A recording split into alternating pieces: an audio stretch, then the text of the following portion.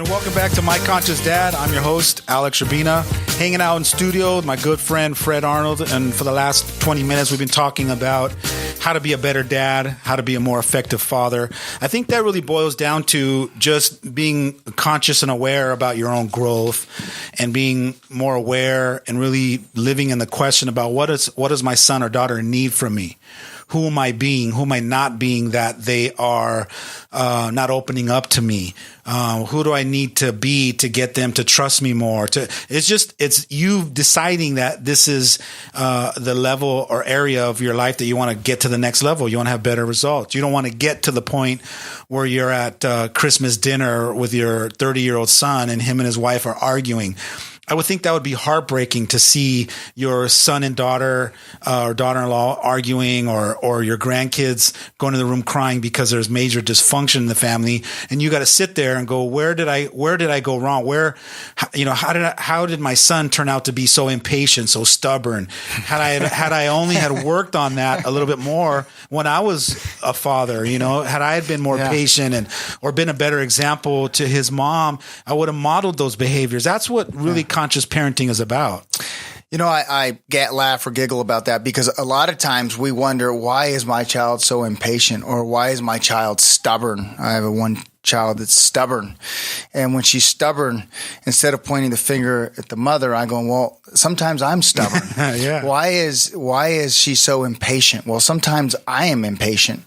It's when you notice those things in others, it's what you're being yourself. But here's the crazy thing about it. With our kids are like mirrors to us. Yes. They're whatever sponges and mirrors. Whatever behavior that they're projecting back to us is really a result. Right. It's a direct reflection of a result of who we're being and who we've been to them for the last 10, 20, 30 years. So this is where the consciousness comes in, is to wake up, realize that, and then start making some of those course corrections. Can I share one course correction that I learned some time back, and maybe you can tell me how that relates to a lot of the work we do together. About 4.5 years ago, I went to John Maxwell event, and he had a book called Daily Disciplines, and it's a reading where it's no more than 2 or 3 paragraphs, no more than 1 page. And I took that book home and I said, okay, 2 or 3 nights a week, we're going to read that after dinner. We do the prayer and then we eat and then we read this book. And the thing I asked each time, and it was a reading on leadership typically, and it was a reading on, let's say, being a good example to others, smiling, making a difference in others. I had different topics. Every day was different. And we would read it and then I would say, well, Alex, how does that relate to your day? How did that relate to your senior year? Let's say he was a senior at the time. And we'd go around the room and everyone would discuss it and everyone would participate. And I didn't do the reading. The children did the reading every single time. They started fighting to do the reading. And I realized by just introducing that into their lives, they became better leaders outside of the home. And I'm really proud of that. And tell me about that dynamic of just introducing something as simple as that and then having a discussion about it and respecting the discussion about it, how that really can change the momentum in a family. Well, what you just described is you taking responsibility for creating new traditions. You took responsibility for introducing new theories, new concepts, new ways to interact.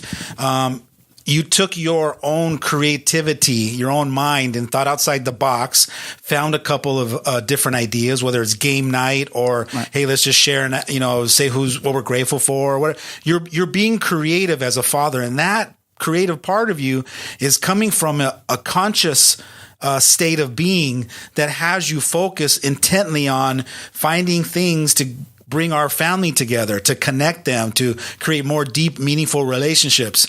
That's what you're describing. But more importantly, you're teaching your kids how they can show up as parents in the future. They're going to look back and they're going to unconsciously go back and go, man, my dad taught me this, or he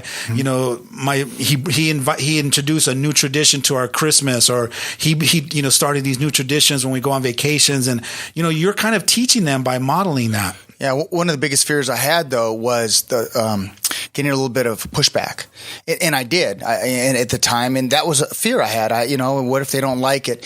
And after the second or third reading, letting it go and letting the kids be the kids, letting them share, I found out things about their day that I would have never learned. I remember my daughter saying one time, my oldest, Katie, she said, there's a kid in school and I'm pretty proud that I became friends with her and I helped her out with this. I didn't ever know that. Because teenagers don't share what they do, right? Yeah. I mean, they just don't. They're hard to get things out of. But it was the reading that created thought in their mind, and it was just letting them go and not being attached to the outcome, not expecting it to be this, or this. And it was truly magical. The one thing I like that you said, and I want to encourage those listening to this, is I kind of created like a new tradition. Hey, let's try this new tradition. Let's give this a shot. Let's try this as a tradition because kids love tradition. Don't they? Absolutely. The kids love something new. Absolutely. Here's the drawback. A lot of parents don't give themselves permission to create traditions. I don't know if whether they don't see the value of it. Maybe their parents, didn't create traditions for themselves, or their parents started traditions and they died out, and they just don't give themselves permission to re-engage one or to try testing things out. And then another possibility could be fear of rejection. I don't want to open up a tradition or start one or invite people and then have my kids say, "No, Mom, this." I started a tradition of going camping with my kids as young adults. I went out and bought myself a trailer that I couldn't afford, and I went out a couple of times. That's one way to do it. And they didn't want to go. I missed that window when they were younger to go out teaching them to go camping. And it was funny because I had to turn around and sell it after a year or two after dragging a couple of my nephews. Cause I was like, at that point I was like, okay, I'm going camping with somebody. So I dragged my nephews. Did your wife go? She went on a couple. She's condolences. Yeah, she felt bad for me. But what I'm trying to say is that you're going to try certain things and you're going to get rejected. But after you try 3 or 4 of those, inviting them, one of them's going to bite, and it's going to be something that transcends the family for a lifetime. And then they get creative on ideas. Absolutely. Our new one is Mexican Train. Oh, the dominoes. The dominoes. Yes. Remember we played it one time with your yeah. family came over and we played it with our family. That became a tradition, but only in the last 4 or 5 years. And so we do that, just like watching National Lampoon's. It's never the wrong time to create a tradition. It could be a Valentine's tradition. It could be 4th of July tradition. It could be Veterans Day tradition. I agree 100%. Yeah. So let's get back to being present. Before we went on a break, I talked about talking about some of the benefits of being present. So one of the benefits of being present is to be available for them when they need you. Mm-hmm. If you're not present and don't recognize that they need you, how are you going to be able to be there for them? Because some kids, when they need you, they've already developed that trust that they'll reach out and they'll say, "Hey, Dad, I need help." Other kids won't. 80% of the kids aren't saying, "Hey, Dad, I need help." So you have to be hyper aware and be checked in, not checked out. You know what it's like to be checked out, right? Because you're a business owner. Very often you could be, and if you're an entrepreneur and you're always goal-minded and you're forward-thinking, and it's like, how do I take my business to the next level? Or how do I bring more income to the family? Or so you can be at home, but you can literally be checked out, not checked in, because you're thinking about stuff that you need to handle when you get back to the office. Meanwhile, your daughter came to you and is yearning for attention from you, just to be recognized or to be seen, and you're honey, and but you're not there giving her that present moment in the eyes connection that she's looking for. I want to ask you, because this has happened to me before. An employee will come in or a child, and they'll start telling me something, and I didn't hear a word they said. Mm-hmm. And I'll just be authentic and say, I'm so sorry. I didn't hear what you're saying. I had my mind on something else. I apologize. Tell me more. And it's almost like did you recognize you did that to me yesterday in one of our sessions? I said, wait a second. What did you just ask me? Because I checked out. But I loved it because it told me that you were courageous enough and honest enough to tell me, "Hey, I checked out." I love that. Yeah. And I bet more women would love their husbands to be that honest and go, "Hey, and just own up and say, 'Hey, I totally zoned out. Can you do that again? Say that again to me?' Because what you have to say is important." And for the most part, people, especially kids and spouses, they much would rather appreciate you being honest and saying, "I checked out," and they don't mind repeating themselves if you're honest. It's when you don't say anything and then you just ignore them or don't give them that kind of attention that they're yearning for. Yeah, or almost you pass by. Oh, nice. Like you don't give it the energy. You don't give it the energy it deserves, or the validation. Yeah, or whatever, or the acknowledgement. Whatever it is. Absolutely. Or people, when they're sharing with you, they're sharing for a reason. Yeah. They're sharing to either have it be acknowledged or validated, or just a hey, that's awesome, or hey, I'm proud of you, or some. That's the purpose of relationships, right, is to have other people to bounce off and share their day, just to have someone else like look at them and give them an expression. And a lot of times we don't do that, especially if we're checked out. Well, can I ask you a question now? About that, sharing the day? Yeah. So, sometimes, and it's something you've taught me quite well, I think, is sometimes you come home from work or there's a situation that's come up and you need to discuss it. And you said ask for permission to vent. And I think that's one of the more powerful ways to get someone's attention, and two, get them to drop and just listen. So can we ask about that real quick? Because it's about, I need to share something with you. Well, there's two different ways of sharing. One, you could just share just because you want to give the other person the honor of being a part of your day. Mm-hmm. You can just flat out say, hey, can I share something with you? Yeah, what's up, honey? And then just start sharing. Yeah, today we were here or whatever. But venting is something distinctively different. Venting is, hey, is it okay to vent? I got something that I'm stuck on. I need to release it. I need to let it go. And it not necessarily is about that person. It could be about something else, right? Absolutely. It could be about them or someone else. Absolutely. But venting is a tool, and it's a keyword to let the other person know that what they're asking for you is 100% committed to being attentive and being present in the moment and being a great listener. So when I say I need a vent, all of a sudden you're like, your face lights up like, go ahead, go. Yeah. And you're just being a great mirror for them. And now I'm just getting it off. And I'm sure your face would light up if I was venting to you and I'd go, what are you smiling at? And you would go, because you're finally getting it off your chest, right? Because as human beings, we have so much that goes on in our day that we stuff, mm-hmm, that we suppress, that we ignore, or we tuck it away and we think we need it for later. And all that does is it jams up our emotional tank. So we need more people in our life with relationships safe enough to be able to share and get it out. That's what a healthy relationship looks like. And your kids have thousands of those regrets and bottled up emotions, some withholds, we'll call them. They have withholds that they stuffed in, and they need to get that out. If they don't, what's going to happen is those withholds are going to start to create them to be numb. They're not going to be able to feel anymore, or they're going to feel inadequate. And how do you remedy that if you're a kid? Yeah. You act out. You crack open a beer. Yeah. You as a kid, you smoke some weed. You do those things to make you feel to get the attention or make that feeling externally to feel whole and complete again. Mm-hmm. So this is the stuff that we as parents, especially conscious parents, is we need to be aware of that and give our kids that natural attention that they're looking for. So after the benefits of being present, let's go to the next distinction. And another chapter in my book is called Being Patient. Now, I know this is something, you're smiling. I know something that you really like this month, you really like locked on. Like, I need to figure out how to master this ability. So being patient simply is not trying to force things or certain circumstances to be what you need them to be when they're not ready. Trying to force situations to look the way you want it to look, when you want it to look, at the time you want it to look, rather than looking at when the moment doesn't give you what you want. It's okay, great. It's a great feedback for me to say what's missing for me to keep adding the magical ingredients to get it to look the way I want it to look. I think that's one of the biggest challenges adults have. As a business person, I can create results. You just create it. If you want a certain sale, if you want to create a certain outcome, you create it, and typically it happens. But when it comes to relationships, when it comes to your children, when you try to have certain expectations of the actual result, you're always going to be disappointed because it's never going to play out exactly how you think it is. You want to know why?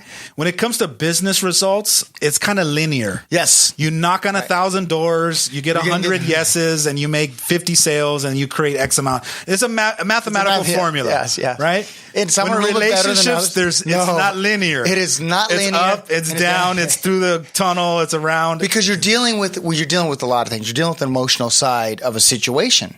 And not only that, even as a parent, you can create outcomes. For example, you can tell your child, I want you home by 7 o'clock so we can do this. You're forcing a situation. But there's a certain point when you continue to have that expectation, it doesn't happen. And then you're disappointed. Whereas the one thing I've learned from you, Alex, is try to create an outcome in a positive, loving, humbled way, but don't expect a certain result. And every time I've done that, the result's been even better than I could have created when you let go. But when you try to force a situation, when you try to force an outcome, everybody has to be, we're going to have Christmas dinner at 5 o'clock, period. That's the way it's going to happen. When you force that, you're going to be disappointed because people are showing up at 5:05 versus have a great dinner at 5:15 or 5:30. But your expectation of what's going to happen, whatever that is so great. You try to control either other people or circumstance or results. It never happens. And I one of the big things I learned from you is try to, how should I say it? Influence in a positive, loving, authentic way, an outcome in a loving way. And whatever happens, whatever results get, that's what you get. And love those results. And then when you love those results, if you want to get more results or better results or take it to another level, have those results just be feedback to you about what's missing from you for the next version of it or the next phase of it or the next layer of it. Yeah. And so our results are always coming back at us to show us what's missing from me. And that's the way your kids are showing up. Look at your son or daughter and ask yourself, what more improvement do they need? What other abilities are they going to need developed to be able to be out in that world when they turn 22 or 23 so that they can be competent, so they can have compassion, so they have understanding, so they have patience. They need to learn all those. And if your schools aren't teaching that, nope. They're not teaching those types of distinctions. Linear. Well, they're teaching, it's didactic learning. It's, study this, memorize that. You just said a word that's way beyond didactic. Yeah, there you go. It's information. It's more information like reading a book, and then it gets stored somewhere and it gets put into your brain. But there's some emotional intelligence that your kids need to learn and develop. And if you're not the person, get out of the way. Right. Hire somebody or send them to a training or workshops or classes, or get them exposed to people that have those fundamental abilities and they've learned that and developed that. Send them with your mom or dad, your grandpa. When grandpas and grandmas, when they get a little bit more evolved, they become more wise. They become more patient. Send them for the weekend with your parents and let them sprinkle some wisdom on your kids and teach them those things that you haven't mastered yet. We're gonna continue this topic when we come back. Stay tuned for more of My Conscious Dad right here in your hometown station, AM 1220 KHTS. And welcome back to My Conscious Dad right here in your hometown station, AM 1220 KHTS. My name is Alex Urbina. I'm your host. Hanging out in studio, my good friend, Fred Arnold. We've been talking about how to be a better dad, more importantly, how to be an effective father. And we started to talk about a few powerful distinctions to really help us become more effective as a father. The last distinction we talked about was being patient. And the way I broke that down was being patient is not forcing things to be what you want them to be in the circumstances, to be ready when you want them. It's to let them unfold organically with your ability to influence them and empower them and negotiate to get them to be close to the results that you want them to be in the area. But if you want them to look specifically, good luck. That's, very far in between the results you're going to get. They're going to look exactly like it. And earlier you talked about expectations. If you have an expectation of a certain result looking exactly the way you visualize it, it's not going to happen like that. So you're going to have to be good enough with the results in a certain area. Like, hey, my son or daughter, they're now opening up to me. She's now sharing with me. She's asking me for advice, or she's engaging now and spending time with us at dinner where, it's not exactly the way I visualize it, but hey, it's progress. And so you have to kind of be patient enough to allow things to unfold. I never got to the benefits. So let's quickly go over the benefits of being patient. Being patient is the energy that my kids need from me to relax, for them to be calm, for them to think clearly. It's the context or the space that they need to be able to learn, develop, and to grow. And then the other benefit is that it gives me time to figure out what kind of adjustments I need to make. Like, patience is a gift for you to do a little timeout and go, all right, what does she need from me now? Like, what other way of being can I access right now? Maybe I need to be more compassionate and understand what she's going through. Maybe I need to reveal a little bit more and be honest with how I'm feeling. Maybe I should share my fears with her or let her know what some of my concerns are. Yeah, that's it. And then tomorrow morning you wake up and now you implement those new adjustments. So having patience is that space for us to really kind of reflect and see what kind of course corrections we need to make. Yeah, it's all about when it comes to patience is not having expectations of the results that are going to happen and letting things develop organically and the way the universe is meant it to happen. And not pushing it. Now, one of the biggest challenges of a parent is having certain expectations and being patient for things to develop. Absolutely. Now, this last distinction, I know we're very limited on time, but I want to get it in there. It's one I think that most human beings really need to master, and this is the ability to be vulnerable. More dads need to practice the art of being vulnerable. Your kids need to know that you feel. They need to know that you're human, that you have a heart, that you are compassionate, that you do care for them. Telling someone I love them is not good enough in today's world anymore. They need to feel your love.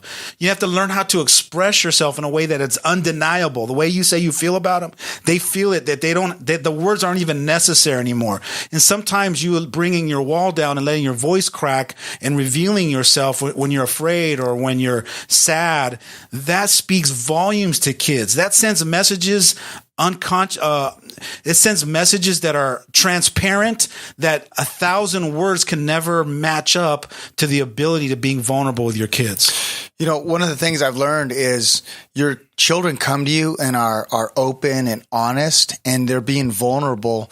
And it's when we try to shut them down or we don't hear them, they stop being vulnerable. And I think as kids, we get beat down a little bit in our circumstance and who's responding to us and things we've learned, that we stop being vulnerable and we shut it down. And I think one of the greatest gifts you can give to yourself in life is to be vulnerable with people, is to be authentic with people, because it allows you to be honest. I'm going to be honest with you right now. I never really learned how to be vulnerable. When I was a kid, I was raised by men that were macho. In our culture, you got to be strong.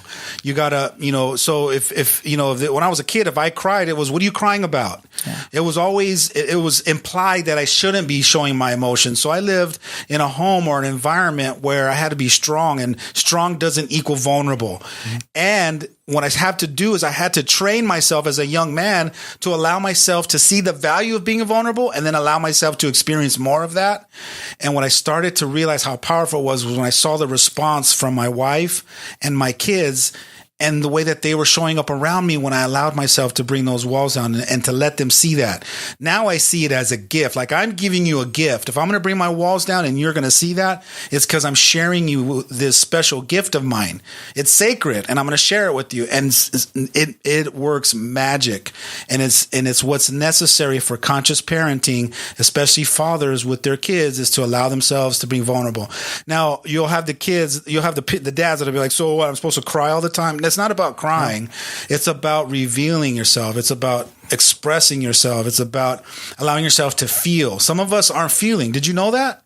Oh, yeah. Some of us are having a good time at a party, and I can go, "Hey, you having a good time?" And you go, "Yeah." And I'll say, "Well, tell your face, because your face doesn't express you don't look to like me you're that you're." enjoying yourself. Yeah, some people are so wound up tight that they don't know what it feels like to have fun, to be joyful. If I asked you how you feeling right now, a lot of times you'll say, "I feel good."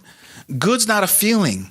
And there's a good possibility that people, when they're feeling a certain way, like I feel happy, we open up the possibility that your happiness that you feel could be a concept. Happiness for you is conceptualized, because a lot of us are analytical. But what does it feel like to be happy? Do you get goosebumps? Do you have a knot in your stomach? Like, some of us are wound up so tight that we've shut the machine down for so long that we don't actually experience our experiences. And that's a whole nother level, a whole nother topic about how do you express yourself? Are you actually feeling the joy and the passion and the excitement in your life? And more importantly, do your kids experience the love that you have for them? What's amazing? If I brought kids in here and asked them to rate their parents 0 to 10, 10 being the highest number of their parents' love they have for them, what do you think the common number is? I would think that naturally it would be higher, 7 or 8, but I know you had expressed to me in conversation it's lower. It is. Actually, if I ask the parents, what do you think your kids will rate you in their ability to experience your love for them? They would say 10. The kids would say a 3, but the number is actually somewhere in the middle. It's probably about a 6. That means that there's a 4. There's a number 4 inside the gap between you expressing your love and them really actually feeling 100% of how much you really love them. And that means there's walls and there's things in the way of us really expressing ourselves wholeheartedly. And that's actually the difference that it makes to really help our families, connect to us and to trust us as fathers. And when they trust us, their ears open up and there's a space there now for us to kind of speak into and be their mentor, to be their advisor, to give them possibilities for them to really kind of open up and take that in. It looks like we're running out of time. We could do this for hours. We could do this for like days. Thanks for having me. Man, it's an honor and a pleasure. I appreciate you. That's all we got for you today. Thanks for listening in. My Conscious Dad right here on your hometown station, AM 1220 KHTS.